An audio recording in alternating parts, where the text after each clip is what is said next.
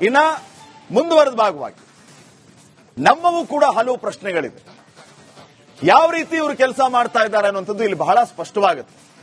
ಸಿಬ್ಬಂದಿ ನೇರವಾಗಿ ನಮಗೆ ಹೇಳಬಹುದಿತ್ತು, ಇಎಸ್ಐ ಬಗ್ಗೆಯೂ ಕೂಡ ಕೂಡಲೇ ಪರಿಶೀಲನೆ ಮಾಡ್ತೀವಿ ಅಂತ ಎಲ್ಲವನ್ನ ಹೇಳ್ತಾರೆ. ಆದರೆ ಆಗ್ತಾ ಇರೋದೇನು? ಪ್ರಶ್ನೆಗಳಿಗೆ ಉತ್ತರ ಸಿಗುತ್ತಾ? ನಮ್ಮ ಪ್ರಶ್ನೆಗಳಿಗೆ ಉತ್ತರ ಸಿಗುತ್ತಾ?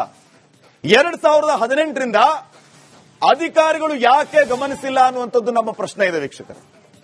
2018ರಿಂದ ಯಾಕೆ ಇವರು ಯಾವುದನ್ನು ಕೂಡ ಗಮನಿಸಿಲ್ಲ? ಶ್ರಮಿಕರು ಗೌರವದ ಜೀವನವನ್ನ ಮಾಡಬಾರದು. ಹಾಗಿದ್ರೆ ರುದ್ರಭೂಮಿಯ 148 ಸಿಬ್ಬಂದಿ ಹಣ ಏನಾಯ್ತು? ಲಕ್ಷಾಂತರ ರೂಪಾಯಿ ಎಲ್ಲೋಯ್ತು? ಈಗ ರಿಪಬ್ಲಿಕ್ ಕನ್ನಡ ಬಂದು ವರದಿ ಮಾಡಿದ ಮೇಲೆ, ನಮ್ಮ ವರದಿಯ ವಿಚಾರಕ್ಕೆ ಜಿಬಿ ಅವರು ನೋಡಿದ ಮೇಲೆ ನಾವು ಪರಿಶೀಲನೆ ಮಾಡ್ತೀವಿ ಅಂತ ಹೇಳ್ತಿದ್ದಾರೆ. ಹಾಗಿದ್ರೆ ನಿಮ್ಮ ಹಿಡಿತ ಏನಿದೆ ಅಧಿಕಾರದ ಮೇಲೆ? ನೀವು ಆಯುಕ್ತರಾಗಿ ಕೂತ್ಕೊಂಡು ಏನ್ ಮಾಡ್ತಾ ಇದ್ದೀರಿ? ಅಥವಾ ಸಂಬಂಧಪಟ್ಟ ಅಧಿಕಾರಿಗಳು, ನಾಟ್ ಪರ್ಟಿಕ್ಯುಲರ್ ಆಯುಕ್ತರು, ಯಾರು ಇದಕ್ಕೆ ಸಂಬಂಧಪಟ್ಟ ಅಧಿಕಾರಿಗಳಿದ್ದಾರೆ ಅವ್ರು ಏನ್ ಮಾಡ್ತಾ ಇದ್ದಾರೆ? ಈಗಂತೂ ಯಾವ ಕಾರ್ಪೊರೇಟರ್ಸ್ ಇಲ್ಲ, ಏನೂ ಇಲ್ಲ.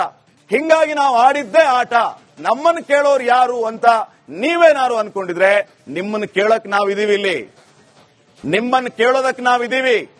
ಎಲ್ಲೆಲ್ಲಿ ಏನನ್ನ ಅವ್ಯವಹಾರ ಮಾಡ್ತೀರಿ, ಯಾರಿಗೆ ಜಮಾ ಮಾಡ್ತೀವಿ ಅಂತ ಸುಳ್ಳು ಹೇಳ್ತೀರಿ, ಆದ್ರೆ ಯಾರಿಗೂ ಜಮಾ ಆಗ್ತಾ ಇಲ್ಲ, ಇವೆಲ್ಲವನ್ನು ಪ್ರಶ್ನೆ ಮಾಡ್ತೀವಿ. ಅಧಿಕಾರಿಗಳು ಈ ವಿಚಾರಗಳನ್ನ ಗಮನಿಸಿದ್ರೆ ಈ ಪ್ರಶ್ನೆಗಳೇ ಬರ್ತಿರ್ಲಿಲ್ಲ. ಆದ್ರೆ ಯಾರು ಕೂಡ ಗಮನಿಸಿಲ್ಲ. ನನಗೆ ಆಯುಕ್ತರು ಹೇಳೋದು ಬಹಳ ಆಶ್ಚರ್ಯ ಆಗುತ್ತೆ. ನಾವು ಪರಿಶೀಲಿಸ್ತೀವಿ, ಯಾವ ದೂರು ಬಂದಿಲ್ಲ, ನೋಡ್ತೀವಿ, ಯಾರಿಗೆ ಯಾವ ರೀತಿಯ ಸೌಲಭ್ಯ ರೀಚ್ ಆಗ್ತಾ ಇದೆ ಅನ್ನೋದನ್ನ ನೀವು ಚೆಕ್ ಮಾಡಬೇಕು. ಎಲ್ಲವೂ ಸರಿ ಆಗ್ತಾ ಇದೆಯಾ ಅನ್ನೋದನ್ನ ನೀವು ನೋಡಬೇಕು. ಸುಮ್ಮನೆ ಟೈಮ್ ಪಾಸ್ಗೆ ನಿಮ್ಮನ್ನ ಆಯುಕ್ತ ಚೇರಲ್ಲಿ ಕೂರಿಸಿಲ್ಲ, ಸುಮ್ಮನೆ ಟೈಮ್ ಪಾಸ್ಗೆ ನಿಮಗೆ ಆ ಡೆಸಿಗ್ನೇಷನ್ ಕೊಟ್ಟಿಲ್ಲ. ನಿಮಗೆ ಜವಾಬ್ದಾರಿ ಇದೆ. ಆ ಜವಾಬ್ದಾರಿಯಲ್ಲಿ ನೀವು ಕೆಲಸ ಮಾಡಬೇಕು. ಈ ಬಗ್ಗೆ ಇನ್ನಷ್ಟು ಮಾಹಿತಿಯನ್ನ ಕೊಡೋದಕ್ಕೆ ಪ್ರತಿನಿಧಿ ವೀರೇಶ ನೇರ ಸಂಪರ್ಕದಲ್ಲಿ ಜಾಯಿನ್ ಆಗ್ತಾ ಇದ್ದಾರೆ. ವೀರೇಶ, ಆಯುಕ್ತ ಮಹೇಶ್ವರ ರಾವ್ ಹೇಳ್ತಾ ಇರೋದನ್ನ ನಾವು ಗಮನಿಸಿದ್ವಿ. ಯಾವ ದೂರು ಬಂದಿಲ್ಲ ಅಂತ ಹೇಳ್ತಿದ್ದಾರೆ. ಎಂಪ್ಲಾಯಿಗಳು ನನಗನ್ಸಿದ ಮಟ್ಟಿಗೆ ಪಕ್ಕಾ ಈ ವಿಚಾರವಾಗಿ ಕಂಪ್ಲೇಂಟ್ ಕೊಟ್ಟಿರ್ತಾರೆ, ಹೋಗಿ ಕೇಳಿರ್ತಾರೆ. ಆದ್ರೆ ಅಧಿಕಾರಿಗಳ ವರ್ತನೆಯನ್ನ ನಾವು ಗಮನಿಸಿದ್ವಿ. ನಮಗೇನು ಹೊಸದಲ್ಲ ಇದು. ಉಡಾಫೆಯ ಮಾತುಗಳನ್ನ ಆಡೋದು, ಉಡಾಫೆಯ ವಿಚಾರಗಳನ್ನ ತಿಳಿಸೋದು ಮಾಡ್ತಿರ್ತಾರೆ. ಬಹುಶಃ ಇದೇ ರೀತಿ ಎಂಪ್ಲಾಯಿಗಳ ಜೊತೆ ಆಗಿದೆ ಅಂತ ನಾನು ಅನ್ಕೋತೀನಿ. ಈಗ ಈ ವರದಿಯಿಂದ ಎಚ್ಚೆತ್ತುಕೊಂಡಿರುವ ಜಿಬಿಎ ಪ್ರತಿಕ್ರಿಯೆ ನೀಡಿದೆ, ಪರಿಶೀಲಿಸ್ತೀವಿ ಅಂತ ಹೇಳಿ. ಯಾವಾಗ, ಏನು, ಎತ್ತ, ಏನ್ ಅಪ್ಡೇಟ್ಸ್ ಕೊಡ್ತೀರಿ?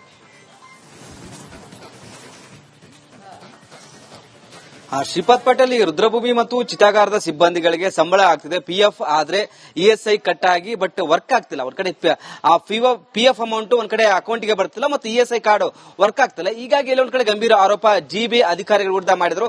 ಇವರು ಹೋಗಿ ಜಿಬಿ ಅಧಿಕಾರಿಗಳಿಗೆ ಮನವಿ ಸಹ ಮಾಡಿಕೊಂಡಿದ್ದಾರೆ, ಕೇಳಿಕೊಂಡಿದ್ದಾರೆ. ಅಲ್ಲಿ ರೆಸ್ಪಾನ್ಸ್ ಸಿಕ್ಕಿಲ್ಲ. ಹೀಗಾಗಿ ಒಂದ್ ಕಡೆ ಆಕ್ರೋಶ, ಅಸಮಾಧಾನ ಹೊರ ಆಗ್ತಿದ್ದಾರೆ. ಯಾಕಂದ್ರೆ ಆಸ್ಪತ್ರೆಗೆ ಹೋದ್ರೆ, ಇಎಸ್ಐ ಆಸ್ಪತ್ರೆಗೆ ಹೋದ್ರೆ ವರ್ಕ್ ಆಗಲ್ಲ. ಇಲ್ಲಿ ಬನಶಂಕರಿಯ ಸಿಬ್ಬಂದಿ ಇದ್ರೆ ಅವರೇ ಮಾತಾಡಿಸ್ತೀನಿ. ರಾಜೇಶ್ ನಗರದ ಇಎಸ್ಐ ಆಸ್ಪತ್ರೆಗೆ ಹೋಗಿದ್ದಾರೆ, ಅಲ್ಲಿ ವರ್ಕ್ ಆಗಲ್ಲ ಅಂತ ಹೇಳಿದರೆ ಖಾಸಗಿ ಆಸ್ಪತ್ರೆಯಲ್ಲಿ ತೋರಿಸಿದ್ದಾರೆ ಅಂತ ಅವ್ರನ್ನ ಮಾತಾಡ್ತೀನಿ. ಸರ್, ಏನಾಗಿತ್ತು ಪ್ರಾಬ್ಲಮ್? ನಿಮಗೆ ಇಎಸ್ಐ ಕಾರ್ಡ್ ವರ್ಕ್ ಆಗಿತ್ತಾ ಇಲ್ವಾ? ನನಗೆ ಅಪೆಂಡಿಸ್ ಆಗಿತ್ತು, ಇಎಸ್ಐ ಕಾರ್ಡ್ ವರ್ಕ್ ಆಗ್ತಿಲ್ಲ ಅಂತ ಅಂದ್ರು. ಚೆಕ್ ಮಾಡಿ ಆಮೇಲೆ ನಾನು ಪ್ರೈವೇಟ್ ಆಸ್ಪತ್ರೆಯಲ್ಲಿ ತೋರಿಸಿದೆ ಅಷ್ಟೇ. ಓಕೆ, ಎಷ್ಟಾಯ್ತು ಪ್ರೈವೇಟ್ ಹಾಸ್ಪಿಟಲ್ ದುಡ್ಡು? 80,000 ಆಯ್ತು.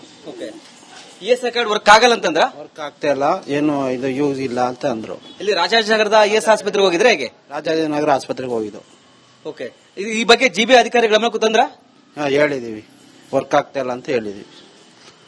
ಸರ್ ನಮಸ್ತೆ. ಪಿಎಫ್ ಅಮೌಂಟ್ ಎಲ್ಲಿ ಹೋಗಿದ್ದು ಗೊತ್ತಿಲ್ಲ, ಈಗ ಇಎಸ್ಐ ಕಾರ್ಡ್ ವರ್ಕ್ ಆಗಿಲ್ಲ, ಈಗ ಸಿಬ್ಬಂದಿಗಳು ಅತಂತ್ರರಾಗಿದ್ದಾರೆ, ಏನ್ ಹೇಳ್ತೀರಿ? ಹೌದು ಸರ್, ನಾವು ಅದ್ರ ಬಗ್ಗೆನೇ ಇಎಸ್ಐ ಕಾರ್ಡ್ ಫಸ್ಟ್ ನಮ್ ನೌಕರರಿಗೆ ಹೆಲ್ತ್ ಕಾರ್ಡ್ ಬೇಕೇ ಬೇಕು. ಯಾಕಂದ್ರೆ ನೋಡಿ, ಒಬ್ಬೊಬ್ಬರಾಗಿ ತೀರ್ ಹೋಗ್ತಾ ಇದ್ದಾರೆ, ಒಬ್ಬೊಬ್ಬರಾಗಿ ಕಾಯಿಲೆ ಆಗ್ತಾ ಇದ್ದಾರೆ. ನಿಮ್ ಪ್ರಕಾರ ಎಲ್ರಿಗೂ ಗೊತ್ತು, ಬಾಡಿ ಬಂದ್ರೆ ಅದು ನಾರ್ಮಲ್ ಆಗಿದ್ದು ಏನಂದ್ರ ತೀರೋದ್ರು 24 ಅವರ್ಸ್ ಬಿ ಕಂಪ್ಲೆಕ್ಸ್ ಹಾಗೆ ಆಗ್ತದೆ. ನಾವು ಚಿತಾಗಾರದಲ್ಲಿ ಹಂಗೆ ತೆಗ್ತಾರೆ. ಮಶಾನ್ ಗುಂಡಿಯಾಗಿಯವರು ಬಾಡಿ ಇಳಿಸಬೇಕು. ಇವಾಗ ಅದು ನಮ್ಗೆ ಏನು ಎಫೆಕ್ಟ್ ಆಗ್ತದೆ ಅಂತ ಗೊತ್ತಾಗೋದಿಲ್ಲ. ಒಂದೇ ಸಲ ಏನಂದ್ರೆ ಹೆಚ್ಚು ಕಡಿಮೆ ಆಗ್ತಾರೆ. ಹಾಸ್ಪಿಟಲ್ಗೆ ಹೋದ್ರೆ ಇಎಸ್ಐ ಕಾರ್ಡ್ ಇಲ್ಲ ಅಂದ್ರೆ ತುಂಬಾ ಪ್ರಾಬ್ಲಮ್ ಆಗ್ತಾ ಇರ್ತದೆ. ಇವಾಗ 60 ವಯಸ್ಸಾಗಿದೆ ಅಂತ ಕೆಲವರು ನಿಲ್ಸಿದ್ದಾರೆ, ತೀರೋಗಿರೋರ್ಗೆ ಇನ್ನು ಆದೇಶ ಕೊಟ್ಟಿಲ್ಲ. ನಾವು ಕಮಿಷನರ್ ಸಾಹೇಬರಿಗೆ ಲೆಟರ್ನು ಕೊಟ್ಟಿದೀವಿ, ನಮ್ಗೆ ಒಂದು ಸಭೆ ಮಾಡ್ಬೇಕು ಸರ್ ಅಂತ. ಅದ್ರ ಬಗ್ಗೆ ಇನ್ನ ಅವರು ಮಾಡ್ತೀನಿ ಅಂತ ಲಾಸ್ಟ್ ಟೈಮ್ ಹೇಳಿದ್ರು. 18ರಿಂದ ಪಿಎಫ್ ಅಮೌಂಟ್ ಕಾಣ್ತಿಲ್ವ ಹೇಗೆ ಸರ್ ಅಂತ? ಸರ್ ಅದೇ ಸರ್, ಇವಾಗ 60 ವಯಸ್ಸಾಗಿರೋರು ಕೆಲಸ ಸ್ಯಾಲರಿ ಇಲ್ಲ, ನಿಲ್ಸಿದ್ದಾರೆ. ಆ ಪಿಎಫ್ ದುಡ್ಡು ತಗೋಬೇಕಂತ ಹೋದ್ರು ಅದು ಎಲ್ಲೋಗಿದೆ ಅಂತಾನೆ ಅವ್ರಿಗೆ ಗೊತ್ತಿಲ್ಲ. ಏನಾಗಿದೆ ಅಂತಾನೆ ಗೊತ್ತಾಗ್ತಾ ಇಲ್ಲ, ಅದು ಲಿಂಕೇ ಓಪನ್ ಆಗ್ತಾ ಇಲ್ಲ. ಇವಾಗ ಹೆಂಗ್ PF ದುಡ್ಡು ತಗೊಳ್ಳೋದು? ಏನೋ ಒಂದು ಎಮರ್ಜೆನ್ಸಿ ಇತ್ತು, ಹಾಸ್ಪಿಟ್ಲಿಗೆ ಆಗಿತ್ತು, ಒಂದು ಮದ್ವೆ ಇತ್ತು, ಒಂದು ಸಾವಾಗಿತ್ತು. ಇವಾಗ ನಮ್ ದುಡ್ಡು PF ದುಡ್ಡು ಇದ್ರೆ ಏನೋ ತಗೋಬಹುದು, ಒಂದು 15 ದಿವಸ 20 ದಿನದಲ್ಲಿ ಬರ್ತಾ ಇದೆ. ಅದು ಹೋಗಿ ಅಪ್ಲೈ ಮಾಡಿದ್ರೆ ಅದು ಬರ್ತಾ ಇಲ್ಲ. ಅಲ್ಲ ಸರ್, 2018ರಿಂದ PF ಅಮೌಂಟ್ ಕಾಣೆ ಆಗಿದೆ ಅಂತ ಹೇಳ್ತಿದ್ರಿ ತಾವು. ಹೌದು ಸರ್, 2018ಇಂದ ಇಷ್ಟವರೆಗೂ ನಾವು ಕಟ್ತಾ ಇದ್ದಾರೆ. ನಮ್ ದುಡ್ಡು ಎಲ್ಲಿ ಹೋಗಿದೆ ಅಂತ ನಮ್ಗೆ ಗೊತ್ತಿಲ್ಲ ಮಾಹಿತಿ. ಅದಕ್ಕೆ ಒಂದು ಸಭೆ ಮಾಡಬೇಕು. ಇವಾಗ GP ಆಗಿರೋದ್ರಿಂದ 5 ಕಮಿಷನರ್ ಸಾಹೇಬರು, ಚೀಫ್ ಕಮಿಷನರ್ ಸಾಹೇಬ್ರ ಜೊತೆಗೆ ಒಂದು ಸಭೆ ಆಗ್ಬೇಕು. ಎಲ್ಲ ಆಫೀಸರ್ನ ಕರೆದು ಅಕೌಂಟ್ ಸೆಕ್ಷನ್ ಎಲ್ಲಿ ಹೋಗ್ತಾ ಇದೆ, ಅದು ಯಾರು ಕಾಂಟ್ಯಾಕ್ಟ್ ಕೊಟ್ಟಿದ್ದಾರೆ ಟೆಂಡರ್, ಅವ್ರನ್ನ ಕರೆಸು, ಏನಾಗಿದೆ, ಕಟ್ತಾ ಇದ್ದಾರಾ ಇಲ್ವಾ, ನಮ್ದು ಸ್ಯಾಲರಿ ಆದ್ರೂ ಸರಿ, ಸ್ಯಾಲರಿ ಆಗಿಲ್ಲ ಅಂದ್ರೂ ಸರಿ, ಅದು ಒಂದು ಗ್ರೂಪ್ ಇನ್ಸೂರೆನ್ಸ್ ಮಾಡ್ಬೇಕು. ನಮ್ಗೆ ಸಂಬಳ ಬರ್ತದೆ, ಎಷ್ಟು ಕಟ್ ಆಗ್ತಿದೆ ಅಂತ ಸದ್ಯಕ್ಕೆ ESI ಮತ್ತು PF ತಮ್ದು? PF 14,500 ರೂಪಾಯಿ, DO 1,500 ರೂಪಾಯಿ ಹಾಕಿ ಕೊಡ್ತಾರೆ.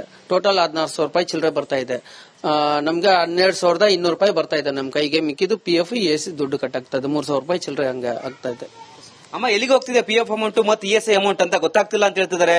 ನೀವು ಸಹ ಪರದಾಡ್ತಿದ್ರಿ, ಏನ್ ಹೇಳ್ತೀರಿ ಅಧಿಕಾರಕ್ಕೆ, ಸರ್ಕಾರಕ್ಕಂತ? ಸರ್ಕಾರಕ್ಕೆ ಏನ್ ಹೇಳೋದಂದ್ರೆ, ನಮ್ ಸೌಲಭ್ಯತೆ ನಮ್ಕ ಕೊಟ್ರೆ ಸಾಕು.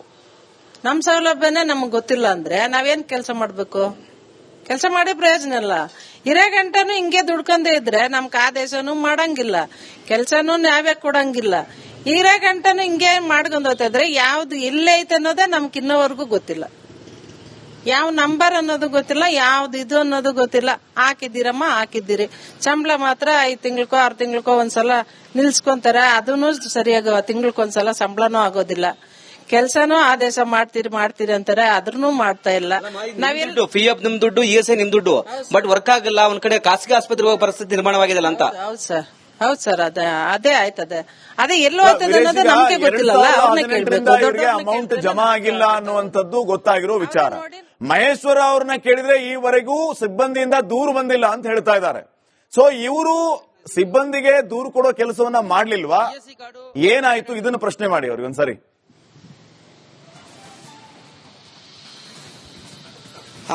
ನೀವು ಏನಾದ್ರೂ ಈ ಬಗ್ಗೆ ಏನಾದ್ರೂ ಕಮಿಷನರ್ ಗಮನಕ್ಕೆ ತಂದ್ರ? ಈಗ 5 ನಗರ ಪಾಲಿಕೆ ಕಮಿಷನರ್ ಆಗಿದ್ರೆ ಅವ್ರು ಸಹ ಗಮನಕ್ಕೆ ತಂದ್ರ, ಅಧಿಕಾರಿಗಳ ಗಮನಕ್ಕೆ ತಂದ್ರೆ ಈ ಒಂದು PF ಮತ್ತು ಈ ಒಂದು ESI ವಿಚಾರವಾಗಿ ಏನಾದ್ರು? 2 ಕಮಿಷನರ್ಗೆ ನಾವು 3 ಕಮಿಷನರ್ಗೆ ಹೇಳಿದೀವಿ ಸರ್. ಇಲ್ಲಿ ಸೆಂಟ್ರಲ್ ಝೋನ್ ಕಮಿಷನರ್ಗೆ ಹೇಳಿದೀವಿ, ಯಲಹಂಕ ಝೋನ್ ಕಮಿಷನರ್ಗೆ ಹೇಳಿದೀವಿ. ಮೊನ್ನೆ ಸೌತ್ ಝೋನ್ಗೆ, ವೆಸ್ಟ್ ಝೋನ್ಗೆ ಮಾತಾಡಿದೀವಿ ಕಮಿಷನರು. ಅವರು ಇನ್ಸೂರೆನ್ಸ್, ಗ್ರೂಪ್ ಇನ್ಸೂರೆನ್ಸ್ ಮಾಡ್ಕೊಡ್ತೀವಿ. ನಿಮ್ ಮಕ್ಕಳಿಗೆ ಏನಿದೆ ಲ್ಯಾಪ್ಟಾಪ್, ನಮ್ ವೆಲ್ಫೇರ್ ಇಂದ ಏನೇನ್ ಬರ್ತದ ಅದೆಲ್ಲ ನಾನು ನಿಮ್ಗೆ ಫಸ್ಟ್ ನಿಮ್ಗೆ ಪ್ರಪೋಸ್ ಕೊಡಿ. ಇದು ಕಟ್ ಆಗ್ತಿಲ್ಲ ಏನಂದ್ರೆ ಅವರು ಹೇಳಿದೀವಿ, ಅದು ಚೆಕ್ ಮಾಡಕ್ಕೆ ಹೇಳಿದ್ದಾರೆ ಆಫೀಸರ್ಗಳಿಗೆ. ಅದು ಏನಾಗಿದೆ ಚೆಕ್ ಮಾಡಿ ಅಂತ ಹೇಳಿದ್ದಾರೆ. ಚೆಕ್ ಮಾಡಿ ಅಂತ ಹೇಳ್ತಾರೆ ಸರ್, ಮೇಲಿರೋರು ಹೇಳ್ತಾರೆ, ಕೆಳಗಿರೋರು ಮಾಡ್ಬೇಕು ಕರೆಕ್ಟ್ ಆಗಿ. ನಾವು ಹಿಂಗ್ ಹೋಗ್ ಬಂದ್ರೆ, ಇವಾಗ ಮಶಾನಾಗ ಬಾಡಿ ತಗೊಂಡ್ ಬಂದ್ರೆ ಮುಚ್ಚಿದ್ಮೇಲೆ ಅಷ್ಟೇ, ತಿರ್ಗಾ ಮಶಾನಾಗ ಯಾರನ್ನ ಬರ್ತಾರ, ಹಾಲು ತುಪ್ಪ ಇದ್ರೆ ಬರ್ತಾರೆ. ಆ ತರ ನಮ್ದು ಲೆಕ್ಕಾಚಾರ. ನಾವು ಹೋಗಿ ಕೇಳುವಾಗ ಬಂದ್ಮೇಲೆ ಅಲ್ಲ, ಈ ಬಗ್ಗೆ ಏನಾದ್ರು ತನಿಖೆ ಮಾಡ್ಬೇಕಾ ಈ ಒಂದು PF ಮತ್ತು ESI ವಿಚಾರವಾಗಿ? ಹೌದು, ಒಂದು ಮೀಟಿಂಗ್ ಸಭೆ ಆಗ್ಬೇಕು ಸರ್. ಸಭೆನಲ್ಲಿ ಕಮಿಷನರ್ ಜೊತೆಗೆ ನಾವು ಕೂತ್ಕೊಂಡು ಏನಾಗಿದೆ, ಅದು ಯಾರ ಅಕೌಂಟ್ ಸೆಕ್ಷನ್ ಇಂದ ಎಲ್ಲಿ ಹೋಗ್ತಾ ಇದೆ, ಏನಾಗ್ತಾ ಇದೆ ಅಂತ ಒಂದು ತನಿಖೆ ಆಗ್ಬೇಕು. ಶ್ರೀಪಾದ್ ಪಟೇಲ್ ಇವರು ಹೋಗಿ ಅಂದ್ರೆ ವಲಯ ಆಯುಕ್ತರ ಕಮಿಷನರ್ ಹೋಗಿ ಮನವಿ ಸಹ ಮಾಡಿದ್ದಾರೆ, ಸ್ಪಂದಿಸಿಲ್ಲ ಇದುವರೆಗೂ. ಆದ್ರೆ PF ಅಮೌಂಟ್ ಕಟ್ ಆಗ್ತಿದೆ, ESI ಕಾರ್ಡ್ ವರ್ಕ್ ಆಗ್ತಿದೆ. ಒಂದ್ ಕಡೆ ಈ ಬನಶಂಕರಿ ಚಿತಾಗಾರದ ವ್ಯಕ್ತಿ ಸಿಬ್ಬಂದಿ ಸಹ ಹೋಗಿ ಇದ್ದಾನೆ ESI ಆಸ್ಪತ್ರೆಗೆ, ಅಲ್ಲಿ ಕಾರ್ಡ್ ವರ್ಕ್ ಆಗಲ್ಲ ಅಂತ ಹೇಳಿದ್ದಾನೆ. ಹೀಗಾಗಿ ಬೇರೆ ಆಸ್ಪತ್ರೆಗೆ ಹೋಗಿ ತೋರಿಸಿದ್ದಾರೆ. ಹೀಗಾಗಿ ತುಂಬಾ ಸಮಸ್ಯೆ ಆಗಿದೆ. ಈ ಹಣ ಎಲ್ಲಿಗೆ ಹೋಗಿದೆ? ಯಾಕಂದ್ರೆ 2018ರಿಂದ PF ಅಮೌಂಟ್ ಒಂದ್ ಕಡೆ ಎಲ್ಲಿ ಹೋಗಿದೆ ಗೊತ್ತಾಗ್ತಿಲ್ಲ. ಇವ್ರಿಗೆ ಒಂದು ನಂಬರ್ ಕೊಟ್ಟಿದ್ದಾರೆ, UN ನಂಬರ್, ಅದು ಓಪನ್ ಆಗ್ತಿಲ್ಲ. ಹೀಗಾಗಿ ಎಲ್ಲೇ ಒಂದ್ ಕಡೆ ಗೊಂದಲ ಗೂಡಾಗಿದೆ. ಇದರಿಂದ ಏನಾದ್ರೂ ಭ್ರಷ್ಟಾಚಾರ ಆಗಿದೆ ಎಂಬುದು ಒಂದ್ ಕಡೆ ಅನುಮಾನ ವ್ಯಕ್ತಪಡಿಸಿದ್ರೆ, ಹೀಗಾಗಿ ಒಂದ್ ಕಡೆ ಮುಖ್ಯ ಆಯ್ತು ನಮ್ಮ ಜೊತೆ ಸಭೆ ಮಾಡಬೇಕು, ಈ ಹಣದ ವಿಚಾರವನ್ನ ನಮಗೆ ಮಾಹಿತಿ ನೀಡಬೇಕು, ನಮ್ಮ ಹಣವನ್ನ ಕೊಡಬೇಕು ಮತ್ತು ಹೆಲ್ತ್ ಕಾರ್ಡ್ ನೀಡಬೇಕು ಎಂಬುದು ಒಂದ್ ಕಡೆ ಒತ್ತಾಯವಾಗಿದೆ. ಶ್ರೀಪಾದ್ ಪಟೇಲ್. ಓಕೆ ವೀರೇಶ್, ಇನ್ನೊಂದು ವಿಚಾರನ ಅವರಿಂದ ತಿಳ್ಕೊಳ್ಳೋದಕ್ಕೆ ಬಯಸ್ತೀನಿ ನಾನು. ಈಗ 2018ರಿಂದ ಇವರಿಗೆ PF ಜಮಾ ಆಗಿಲ್ಲ, ESI ಕಾರ್ಡ್ ಕೂಡ ಸಿಕ್ಕಿಲ್ಲ. ಸಿಕ್ಕಿರೋ ESI ಕಾರ್ಡ್ ಅನ್ನ ತಗೊಂಡು ಹೋದ್ರೆ ಇದು ಮಾನ್ಯ ಇಲ್ಲ ಅಂತ ಹೇಳ್ತಾರೆ. ಅಂತಂದ್ರೆ 2018ರಿಂದ ಈ ಅವಧಿಯವರೆಗೂ ಯಾರಿಗಾದ್ರೂ ESI ಕಾರ್ಡ್ ನ ಅಗತ್ಯತೆ ಬಂದಿರಬಹುದು. ಅವರು ಅದನ್ನ ತಗೊಂಡು ಹೋದಾಗ ಯಾವಾಗ ಇದು ಉಪಯೋಗ ಇಲ್ಲ ಅಂತ ಹೇಳಿದ್ರು, ಅವರು ನೇರವಾಗಿ BBMP ಅಧಿಕಾರಿಗಳ ಹತ್ರ ಹೋದ್ರ, ಆಗಿನ BBMP ಈಗಿನ GBA ಹೋದ್ರ ಇಲ್ವಾ? ಅವಾಗ ಅವರಿಂದ ಸಿಕ್ಕಂತ ಉತ್ತರ ಏನು? ಆಮೇಲೆ ಕಂಪ್ಲೇಂಟ್ ಕೊಟ್ಟಿದ್ದಾರೆ ಅಂತಂದ್ರೆ ಆ ಕಂಪ್ಲೇಂಟ್ ನ ಸ್ವೀಕೃತಿ ಪತ್ರ ಇವ್ರ ಹತ್ರ ಇದೆಯಾ? ಆ ಸ್ವೀಕೃತಿ ಪತ್ರ ಇದ್ರೆ ಅದನ್ನ ತಗೊಂಡು ನಾವೀಗ ಮಹೇಶ್ವರ ಹತ್ರ ಹೋಗ್ಬೋದು, ಇದು ಉತ್ತರ ಕೊಡಿ ಅಂತ ಹೇಳಿ. ಅವ್ರು ದೂರ ಬಂದಿಲ್ಲ ಅಂತ ಹೇಳ್ತಾರಲ್ಲ, ಅದಕ್ಕೆ ಕೇಳ್ತಾರ ನಾನು. ಶ್ರೀಪಾದ್ ಪಾಟೀಲ್ ಈ ಹಿಂದೆ ಈ ಬಗ್ಗೆ ಅಧಿಕಾರಿಗಳ ಗಮನಕ್ಕೂ ತಂದಿದ್ದಾರೆ, ಅಧಿಕಾರಿಗಳು ರೆಸ್ಪಾನ್ಸ್ ಮಾಡಿಲ್ಲ. ಅವರೇ ಮಾತಾಡಿಸ್ತಾರೆ ಸರ್, ಈ ESI ಮತ್ತು ಕಾರ್ಡ್ ವರ್ಕ್ ಆಗ್ತಿಲ್ಲ ಎಂಬುದು ಅಧಿಕಾರಿಗಳ ಗಮನಕ್ಕೂ ತಂದ್ರ. ಹೇಳಿದೀವಿ ಸರ್, ಹೇಳಿದೀವಿ. ಒಂದೊಂದ್ ಮೀಟಿಂಗು ಸಭೆ ಕರೆದುವಾಗನು ಹೇಳ್ತೀವಿ, ESI ಕಾರ್ಡ್ ವರ್ಕ್ ಆಗ್ತಾ ಇಲ್ಲ, ನಮ್ದು PF ಗೊತ್ತಿಲ್ಲ ಅಂತ ಎಲ್ಲಾ ಮೀಟಿಂಗ್ ಅಲ್ಲಿ ಹೇಳ್ತೀವಿ. ಎಲ್ಲಾ ಆಫೀಸರ್ಗೂ ನಾವು ವಿಷಯ ಹೇಳಿದೀವಿ. ಇದುವರೆಗೂ ಸರಿಪಡಿಸಲಾಗದ್ರೆ ಇಲ್ಲ ಸರ್, ಇಲ್ಲ. ಇವಾಗ ನಿಮ್ ಮುಂದೆನೆ ಮಾತಾಡಿದ್ರಿಲ್ವಾ, ಇವಾಗ ಅವರು ಹಾಸ್ಪಿಟಲ್ದು ಏನಂದ್ರೆ ಹೆಚ್ಚು ಕಡಿಮೆ ಆಗಿದ್ರೆ ನಮ್ದು ಕ್ವಶ್ಚನ್ ಅದೇ. ಇವಾಗ ಹೆಚ್ಚು ಕಡಿಮೆ ಏನಂದ್ರೆ ಆದ್ರೆ ನಮ್ಮವ್ರಿಗೆ ಝೀರೋನಲ್ಲಿ ಇದ್ದೀರಿ, ಝೀರೋನಲ್ಲೇ ಕಳಿಸ್ತಾ ಇದ್ದಾರೆ. ಸರ್, ಈಗ ನೀವು ESI ಆಸ್ಪತ್ರೆಗೆ ಹೋಗಿದ್ರಿ, ನೀವು ಅಧಿಕಾರಿ ಗಮನಕ್ಕೂ ತಂದ್ರೆ ಈ ತರ ಕಾರ್ಡ್ ವರ್ಕ್ ಆಗಿಲ್ಲ ಅಂತ ಏನಾದ್ರು ಹೇಳಿದೆ ಸರ್, ಕಾರ್ಡ್ ವರ್ಕ್ ಆಗ್ತಾ ಇಲ್ಲ ಅಂತ ನಾನು ಅಧಿಕಾರಿಗಳಿಗೆ ಹೇಳಿದ್ದೀನಿ. ಇದು ಪೇಮೆಂಟು ಆಗಿಲ್ಲ 7 ತಿಂಗಳಿಂದ ನಂಗೆ ಮಾಡ್ಕೊಡಿ, ಇದು ಅದ್ರಲ್ಲಾದ್ರೂ ಆಪರೇಷನ್ ಮಾಡಿಸ್ತೀನಿ ಅಂತ ಹೇಳಿದೆ, ಅದನ್ನು ಮಾಡಿಲ್ಲ ಸರ್, 7 ತಿಂಗಳಿಂದ ಮಾಡಿಲ್ಲ. ಅಲ್ಲಿನ ESI ಆಸ್ಪತ್ರೆಯ ಸಿಬ್ಬಂದಿಗಳು ಏನ್ ಹೇಳಿದ್ರಂತ? ಅವ್ರು ಇನ್ನು ಕಾರ್ಡ್ ವರ್ಕ್ ಆಗ್ತಾ ಇಲ್ಲ ಅಂತ ಹೇಳಿದ್ರು, ಬಂದಾಗಿದೆ ಅಂತ ಹೇಳಿದ್ರು. ಅದು ನಿಮಗೆ ಪೇಮೆಂಟ್ ಆಗಿಲ್ವಲ್ಲ, ಅದರಿಂದ ಬಂದಾಗಿದೆ ಅಂತ ಹೇಳಿದ್ರು. ಅಂದ್ರೆ ESI ಪೇಮೆಂಟ್ ಮಾಡಿಲ್ಲ GBAದವರಾಗದ್ರೆ? ಪೇಮೆಂಟ್ ಮಾಡಿಲ್ಲ. ಶ್ರೀಪಾದ್ ಪಾಟೀಲ್ ಸಿಂಪಲ್ ಇಷ್ಟೇ, ESI ಕಾರ್ಡ್ಗೂ GBA ಅಧಿಕಾರಿಗಳು ಪೇಮೆಂಟ್ ಮಾಡಿಲ್ಲ. ಹೀಗಾಗಿ ಒಂದ್ ಕಡೆ ಖಾಸಗಿ ಆಸ್ಪತ್ರೆಗೆ ಹೋಗಿ 80,000 ರೂಪಾಯಿ ಹಣ ಕೊಟ್ಟು ಈಗ ಟ್ರೀಟ್ಮೆಂಟ್ ತೆಗೆದುಕೊಂಡು ಬಂದಿದ್ದಾರೆ. ಅಧಿಕಾರಿಗಳ ಗಮನಕ್ಕೂ ತಂದಿದ್ದಾರೆ ಮೀಟಿಂಗ್ ಸಭೆಯಲ್ಲಿ, ಬಟ್ ಅಧಿಕಾರಿಗಳು ಸರಿಯಾಗಿ ರೆಸ್ಪಾನ್ಸ್ ಮಾಡಿಲ್ಲ. ಹಣವನ್ನೇ ಚೆಕ್ ಮಾಡಿಲ್ಲ. ESI ಹಣ ಇಲ್ಲಿಗೆ ಹೋಗುತ್ತೆ, ಕಾರ್ಡ್ ಯಾಕೆ ವರ್ಕ್ ಆಗ್ತಿಲ್ಲ, PF ಹಣ ಇಲ್ಲಿಗೆ ಹೋಗುತ್ತೆ, ಅದೇ ವರ್ಕ್ ಆಗ್ತಿಲ್ಲ. ಹೀಗಾಗಿ ಎಲ್ಲ ಒಂದ್ ಕಡೆ ಇದರಿಂದ ಏನೋ ನಿಗೂಢತೆ ಇರಬಹುದು. ಹೀಗಾಗಿ ತನಿಖೆ ಮಾಡಬೇಕು, ನಮ್ ಜೊತೆ ಸಭೆ ಮಾಡಬೇಕು, ಪಿನ್ ಟು ಪಿನ್ ಮಾಹಿತಿ ನಾವು ನೀಡುತ್ತೇವೆ ಅಂತ ಇಲ್ಲಿ ಸಿಬ್ಬಂದಿಗಳು ಒಂದ್ ಕಡೆ ಒತ್ತಾಯ ಮಾಡ್ತಿದ್ರೆ. Shripad Patil, okay, thank you Veeresh. ಆ ಕಾರ್ಮಿಕರಿಗೆ ಹೇಳಿ ಈ ಎಲ್ಲಾ ವಿಚಾರಗಳನ್ನ ನಾವು ಆಯುಕ್ತರ ಗಮನಕ್ಕೆ ತಗೊಂಡ್ಬರ್ತೀವಿ, ಅವ್ರಿಗೆ ನ್ಯಾಯ ಕೊಡಿಸ್ತೀವಿ ಅಂತ ಹೇಳಿ. ಥ್ಯಾಂಕ್ ಯು, ಅವರಿಗೂ ಧನ್ಯವಾದ, ನಿಮಗೂ ಧನ್ಯವಾದ.